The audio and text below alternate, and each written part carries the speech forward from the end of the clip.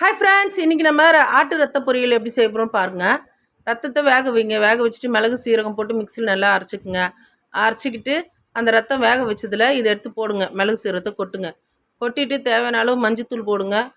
தேவையான அளவு மிளகாத்தூள் போடுங்க. போட்டுட்டு உப்பு தேவையான அளவு போடுங்க. போட்டு அந்த வெங்காயம், பச்சை மிளகா, கருவேப்பிலை, பச்சை மிளகா நிறைய போடுங்க. அப்போ தான் நல்லாயிருக்கும் டேஸ்ட்டு. வெங்காயமும் நிறைய போடுங்க.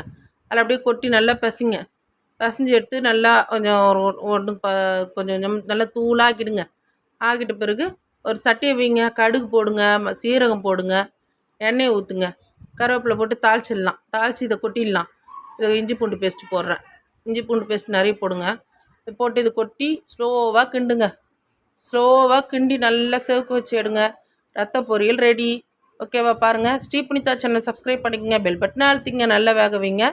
இது உடம்புக்கு ரொம்ப நல்லது. ரத்தம் உடம்புல கம்மியாக இருந்தால் இது ரத்தம் நல்லா சுரக்கும். நல்லது உடம்புக்கு. எல்லாமே நல்லது தான் நாங்கள் செய்கிறது. அது என்ன தெரில எங்களுக்கு. எங்கள் உடம்புக்கு இதுதான் நல்லதுன்னு செய்கிறோம். அதே உங்களுக்கு செஞ்சு காட்டுறோம். ஸ்ரீபுனிதா சேனல் சப்ஸ்கிரைப் பண்ணிங்க. பெல் பட்டனை அழுத்திங்க. தேங்க்யூ.